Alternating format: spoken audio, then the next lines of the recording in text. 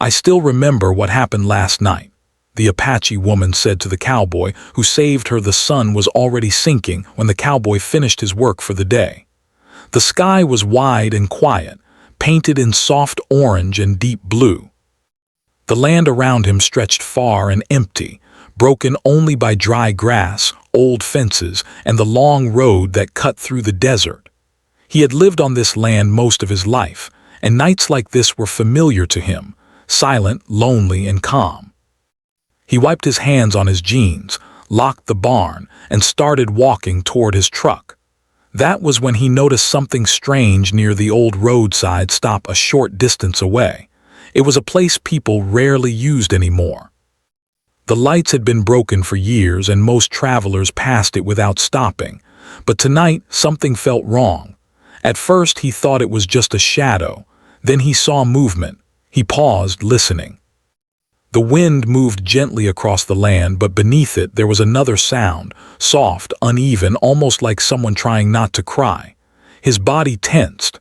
Out here, silence usually meant safety. Unexpected sounds meant trouble. He climbed into his truck and drove slowly toward the roadside stop, keeping his headlights low.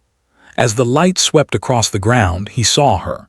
She was sitting on the dirt near the broken bench, her knees pulled close to her chest. Her long dark hair was tangled and her clothes were dusty and torn. One side of her face was bruised and her hands trembled as if she were cold, even though the night air was not harsh yet. She looked up when the truck stopped. Her eyes were wide, alert, and full of fear. Not the kind of fear that fades quickly, but the kind that settles deep inside a person after something terrible has happened. The cowboy stepped out slowly, keeping his hands where she could see them. He had learned long ago that sudden movements could make things worse. He spoke gently, his voice low and steady. "Hey," he said, "I'm not here to hurt you." She didn't answer. Her eyes stayed locked on him, watching every move. Her breathing was fast, uneven. He stopped a few steps away, giving her space. "You're safe," he added. "I just saw you sitting here, thought you might need help." She swallowed hard. Her lips moved, but no words came out. Instead, she shook her head slightly as if she didn't fully believe him. He noticed the details then, the scrape on her arm, the way she held her side, the exhaustion written across her face. Whatever had happened to her, it had not been small. "My name's not important right now," he said, "but I've got water in the truck, food too. You look like you've been through a lot." At the word water, her eyes flickered, just for a second. He saw it and nodded, understanding. "I'll leave it here," he said. "You don't have to come closer." He walked back to the truck, grabbed a bottle of water and a clean cloth, then placed them on the ground a few feet away from her. He stepped back again. She watched him carefully. After a long moment, she reached out with a shaking hand and pulled the water toward her. She drank slowly, like someone who hadn't had enough in a long time. The cowboy stayed quiet, letting the moment be. He had learned that silence could be kinder than questions. After a while, she spoke. Her voice was soft but clear. "Thank you," she said. He nodded. "You're welcome." She looked down at the ground. "I didn't think anyone would stop." He felt something tighten in his chest. Out here, people often minded their own business, sometimes too much. "What's your name?" he asked gently. She hesitated. "I'm Apache," she said instead. He nodded again, respectfully. "All right."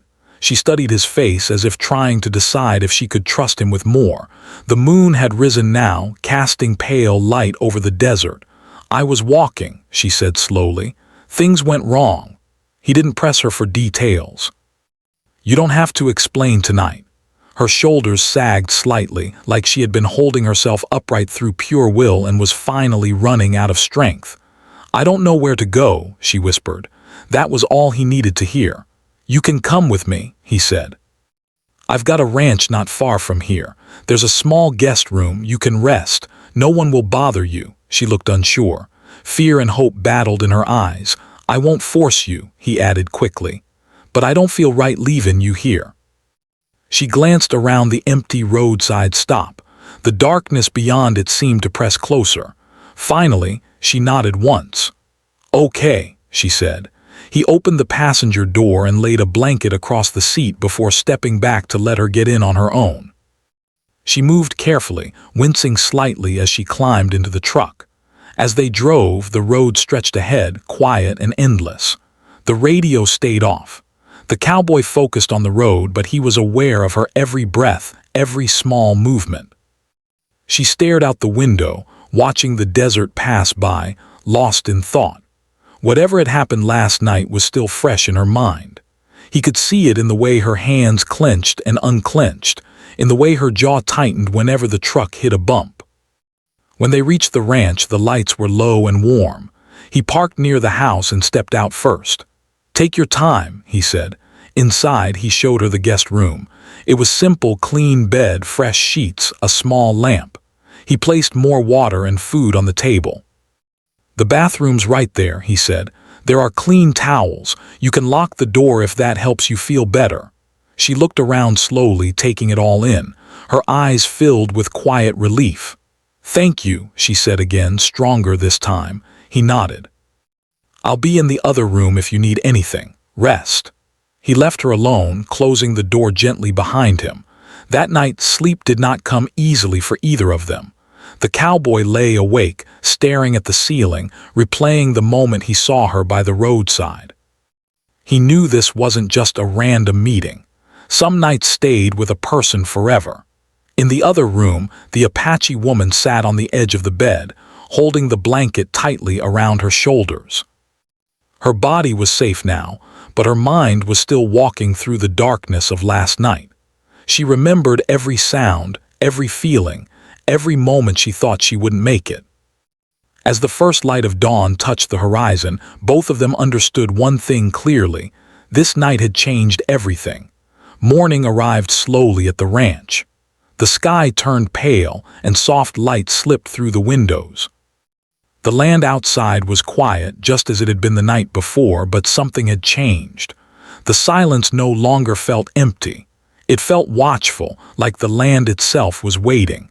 The cowboy woke early, as he always did. He lay still for a moment, listening. No sounds from the guest room. No movement. He wondered if she had slept at all. He knew that after a night like the one she had lived through, rest did not come easily. He got up, washed his face, and moved carefully around the house, keeping his steps light. He didn't want to startle her. In the kitchen, he put a kettle on the stove and prepared simple food, bread, eggs, and fruit. Nothing fancy, just something warm and steady.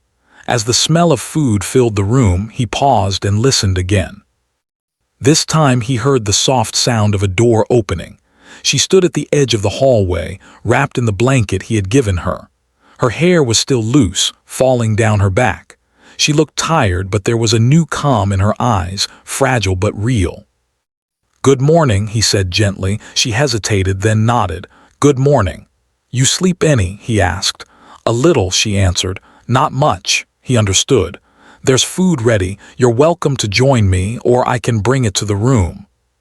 She thought for a moment, then stepped forward. "I'll sit here." They sat at opposite sides of the table, not too close, not too far. The space between them felt respectful. She ate slowly, carefully, as if her body was still unsure whether it was safe to relax. He didn't rush her, he didn't talk much. He knew some people needed quiet more than words. After a while, she looked up. "You didn't ask me questions last night." He shrugged slightly. "Didn't feel right." She studied his face. "Most people would have asked." "Most people don't listen well," he said simply. A small, almost invisible smile touched her lips. Then it faded, replaced by seriousness. "My name is Nailin," she said softly. He nodded. "That's a good name." She took a breath. "I come from my people, from far east of here." "You don't have to tell me more than you want," he replied. "I know," she said, "but I want you to know I'm grateful." He met her eyes. "You don't owe me anything." The words seemed to ease something inside her. She relaxed her shoulders just a bit. The morning passed quietly. He showed her where the water was, where she could sit outside if she wanted. He gave her clean clothes that belonged to his sister, who had moved away years ago. Nailin accepted them with care, touching the fabric like it mattered. Later, she sat on the porch, watching the land stretch out before her. The wind moved gently through the grass. Birds crossed the sky.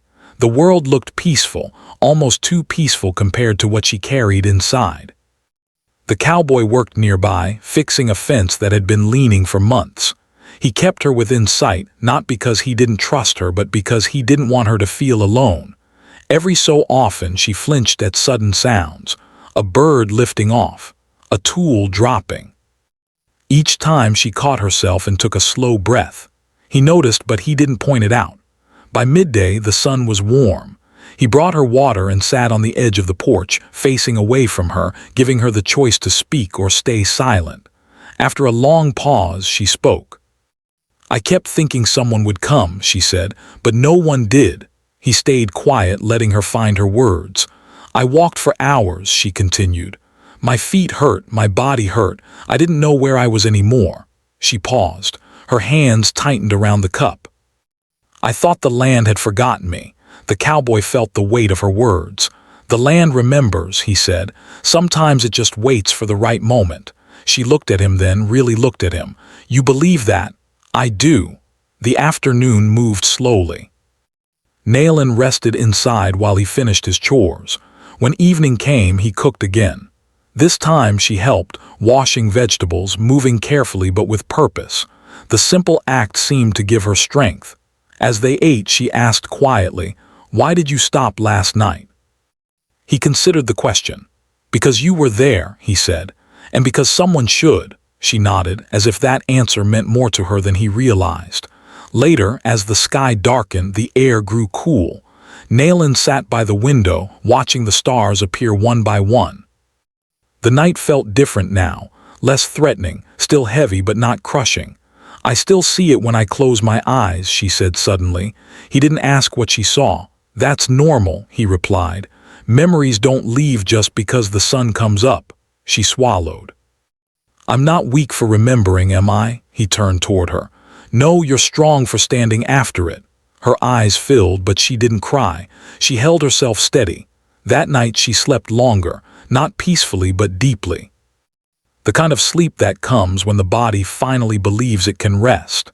The cowboy stayed awake for a while, listening to the sounds of the ranch. He knew that what she carried would not fade quickly. He also knew that healing was not something you rushed. Outside, the wind moved across the land again, gentle and patient. And inside the house, two strangers shared the quiet understanding that trust, once broken, takes time. But when given space, it can begin to grow. The third morning felt different. The air was cooler, and the sky carried soft clouds that moved slowly across the open space. Nayland woke before the sun fully rose. For the first time since she arrived at the ranch, she did not feel the sharp fear that had followed her through the nights. It was still there, quiet and deep, but it no longer controlled her breath. She sat on the edge of the bed for a long time, her hands resting on her knees. Her body felt tired but stronger than before. The pain in her side had eased, though it had not gone away completely. She stretched carefully, then stood and walked to the window. Outside, the land was waking up. The world continued, steady and patient, as if it had all the time in the world. She took a deep breath. Today, she knew she could not stay silent anymore. In the kitchen, the cowboy was already awake. He was pouring coffee into a cup, moving slowly, unhurried. When he saw her, he nodded in greeting, the same calm look on his face as always. "Morning," he said. "Morning," she replied. They sat together at the table. The quiet between them felt different now. It was not heavy. It was full, like a pause before something important. She wrapped her hands around her cup and stared at the steam rising into the air. Her thoughts drifted back, unwanted but strong. Images she had tried to push away returned clearly. She closed her eyes. "I still remember what happened last night," she said suddenly. The words hung in the air. The cowboy did not move. He did not interrupt. He did not rush her. He simply listened. She opened her eyes again. "Every part of it," she continued. "I tried to forget. I tried to sleep it away, but it stays with me." He nodded slowly. "You don't have to carry it alone." She took a breath, steadying herself. "I didn't think I would speak about it so soon," she said. "But if I don't, it will keep growing inside me." She looked at him then, searching his face. "You saved me. You should know what you stepped into." He met her eyes. "Only if you want to tell it." She nodded once. "I was traveling," she began. "I had planned it carefully. I trusted the road. I trusted myself." She paused, her fingers tightening around the cup. "I trusted the wrong things." She spoke slowly, choosing each word with care. She described how the night had started normal and quiet, how it had slowly turned confusing, then frightening. She explained how she had ended up alone, far from where she meant to be, with no familiar signs around her, how the dark had felt endless. "I kept walking," she said. "I thought if I just kept moving I would be fine." Her voice shook slightly. She stopped and took a breath. "I was so tired," she whispered. "I didn't know how much longer I could go." The cowboy leaned forward slightly, his hands folded. His eyes never left her face. "I remember sitting down," she said. "I remember thinking the road had no mercy, that no one would notice me." Her voice grew quieter. "I thought that was how it would end." She swallowed hard, then looked up. "Then your truck lights came." Her eyes filled, but she did not let the tears fall. "I didn't believe it at first," she said. "I thought I was imagining it. I thought maybe the night was playing tricks on me." She shook her head. "But you stopped. You got out. You spoke like I was a person who mattered." The cowboy felt a tightness in his chest. He had not realized how close she had been to giving up. "You didn't rush me," she continued. "You didn't scare me. You didn't ask for anything." She paused again, pressing her lips together. "That is why I trusted you." The words hit him harder than he expected. He had done what felt natural, what felt right. He had not known how much it meant. "I still remember the sound of your voice," she said, "calm, steady, like the land itself." She looked down at her hands. "That voice pulled me back." Silence followed, not the uncomfortable kind, the kind that allowed truth to settle. When she spoke again, her voice was softer but stronger. "I don't want to be afraid forever," she said. "I don't want that night to define me." He nodded. "It won't," he said. "Not if you don't let it." She let out a shaky breath. "Some people think remembering means you're stuck." He shook his head. "Remembering means you survived." Her eyes met his and something shifted between them, a deeper understanding, a shared respect. The rest of the day passed slowly. Naylin moved through the house with more confidence. She helped prepare food, stepped outside on her own, and walked a little farther across the land than she had before. Each step felt like a small victory. The cowboy stayed nearby, not watching closely but present. He understood now that her strength did not come from forgetting. It came from facing what she remembered. In the afternoon, they sat beneath the shade of an old tree. The wind moved the leaves gently overhead. "I used to believe strength meant never falling," Naylin said quietly. He smiled faintly. "Most people think that." "What do you think?" she asked. "I think strength is standing back up," he replied, "even when your legs shake." She nodded, thoughtful.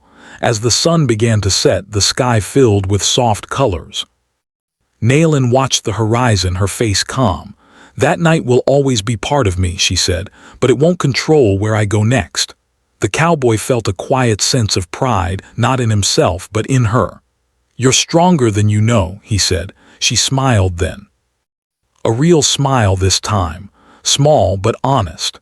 That night when darkness returned, it did not feel like an enemy. It felt like something she could face. The next day began with a sense of movement. It was not loud or sudden, but it was there, like the land itself had decided it was time to push forward. Naylin felt it as soon as she woke. Her body still carried pain, and her mind still carried memories, but something inside her felt more awake than before. She stepped outside early, before the sun fully rose. The air was cool and the ground felt solid beneath her feet. She stood there for a long moment, letting the quiet settle around her. For the first time since that night, she did not feel like she was running anymore. Behind her, the cowboy stepped onto the porch. He did not speak right away. He leaned against the railing and looked out at the land, giving her the space she needed. "I think people will start asking questions," she said finally. He nodded. "They usually do." She turned toward him. "I don't know if I'm ready for that." "You don't have to be ready all at once," he said. "You just have to decide what matters." She thought about that. "What if they don't believe me?" He met her gaze. "Then I will." The words were simple, but they carried weight. She felt them settle deep inside her, steady and strong. Later that morning, a truck passed slowly along the road near the ranch. Nayland noticed it right away. Her body tensed without her asking it to. The cowboy noticed too. "It happens," he said calmly. "People see something different and they get curious." She nodded, though her hands had clenched. By midday, the quiet was broken by a knock at the door. The cowboy opened it to find a local man, someone he had known for years. The man's eyes moved past him, searching. "I heard you brought someone in," the man said. The cowboy did not step aside. "She needed help." The man frowned slightly.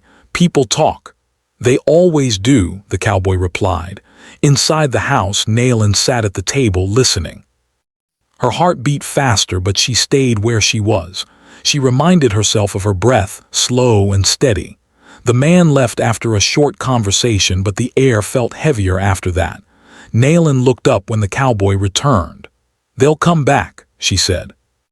"Yes," he answered honestly, "more than once." She took a deep breath.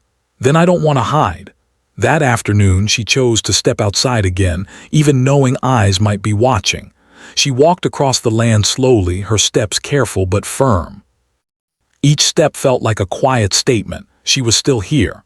The cowboy worked nearby, fixing equipment, speaking to her normally as if nothing had changed. That mattered more than he knew. By evening, word had spread further. Another visitor arrived, this time with questions that were sharper, less kind. Nayland stood beside the cowboy on the porch. Her hands shook slightly, but she did not step back. "She was alone," the visitor said. "That's dangerous out here." "It shouldn't be," Nayland said, her voice calm but clear. The visitor looked surprised. "You saying nothing happened?" "I'm saying I'm here," she replied. "And I remember." The cowboy placed himself just slightly in front of her, not blocking her voice but showing support. "We're done talking for today," he said firmly. The visitor left, unhappy but quiet. When the dust settled, Nayland let out a long breath she hadn't realized she was holding. "You didn't have to do that," she said. "Yes, I did," he replied. "Standing up matters. Especially when it's uncomfortable." That night, Nayland sat by the window again, but this time she was not alone in her thoughts. She felt tired, deeply tired, but it was the kind of tiredness that comes after effort, not fear. "I always thought courage was loud," she said softly. "Like shouting or fighting," he smiled faintly. "Most of the time it's quiet." The following day brought more attention. Some people were kind, some were doubtful, some stayed silent. Nayland faced them all with growing strength. She did not explain everything. She did not need to. She spoke when she chose to, and she stayed quiet when she chose not to. The cowboy stayed beside her through it all. He answered when needed. He refused to let her be spoken over. He did not treat her like something fragile or broken. One afternoon, after a long conversation that left her drained, Nayland sat under the old tree and closed her eyes. "I didn't think I could do this," she said. "You are doing it," he replied. She opened her eyes and looked at him. "What if it gets harder?" "It might," he said. "But you won't face it alone." Those words stayed with her.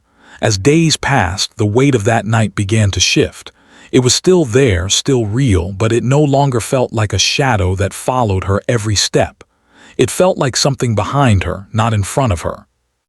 The land returned to its steady rhythm. The ranch moved forward.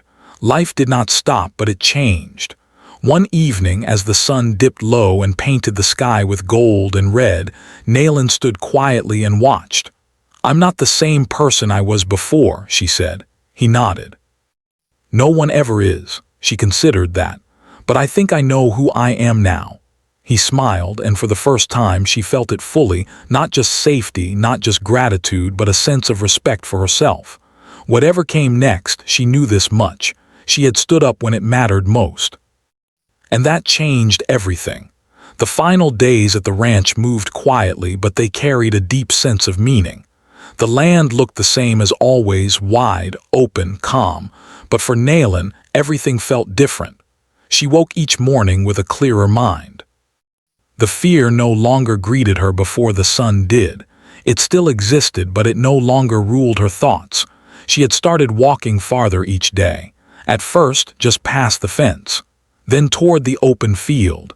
Each step felt like a promise to herself. The ground beneath her feet reminded her that she was real, present, and still moving forward. The cowboy noticed the change. He didn't comment on it directly. He understood that growth didn't need applause. Sometimes it only needed space. One morning, as they sat quietly with their cups, Naylin spoke.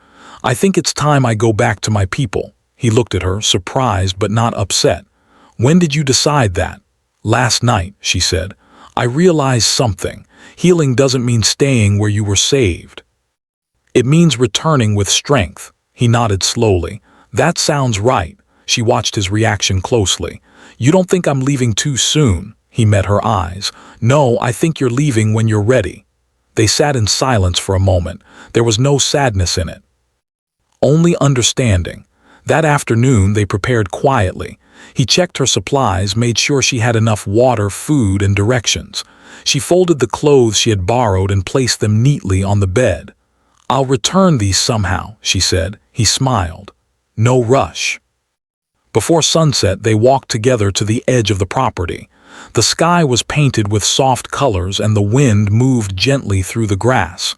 "This land helped me breathe again," she said. "It does that," he replied, "if you listen to it." She turned toward him. "You didn't just save me that night, you reminded me who I was." He shifted uncomfortably. "You did that yourself." "Maybe," she said, "but I couldn't have done it alone." They stood there quietly. There were many things they could have said, but some moments didn't need words. The next morning, the sun rose clear and bright. Naylin loaded her things into the truck he had offered to drive her part of the way. As they drove, the road stretched ahead, no longer frightening, just long. She looked out the window, watching the land pass by. "I won't forget this place," she said. "You don't have to," he replied. "Some places stay with you." When they reached the point where their paths would separate, he stopped the truck. She stepped out slowly, taking a deep breath. "This is far enough," she said. He nodded. She turned toward him. "If someone ever asks me when I found my strength again, I'll tell them it was on a quiet road under a dark sky when someone chose kindness." He smiled gently. "That's a good story." She smiled back. "It's a true one." They said goodbye simply. No promises, no heavy words, just a shared look that carried respect and gratitude. As she walked away, she didn't look back. Not because she wanted to forget, but because she was ready to face what was ahead. Back at the ranch, life returned to its steady pace. The cowboy went back to his work. The days passed quietly, but something had changed in him too. He noticed the land more. The silence felt fuller. He understood that even small choices could leave lasting marks. Sometimes at night he thought about the road and the woman who had sat there alone. He hoped she was safe. He believed she was strong. Far away, Naylin reached her people. They welcomed her with concern and care. She shared her story in her own time, in her own way. She stood taller when she spoke. She did not hide her memories, she owned them. "I still remember what happened that night," she told them calmly, "but I also remember who helped me stand again." Her words carried truth, not fear. Seasons changed. Time passed. One evening, under a wide sky, Naylin stood outside and felt the wind on her face. She smiled softly. She had survived. She had healed. And she had moved forward, not because the past was gone, but because it no longer held her back. Somewhere else, under that same sky, a cowboy stood quietly and looked toward the horizon, knowing that sometimes saving a life meant more than stopping. It meant helping someone walk forward again.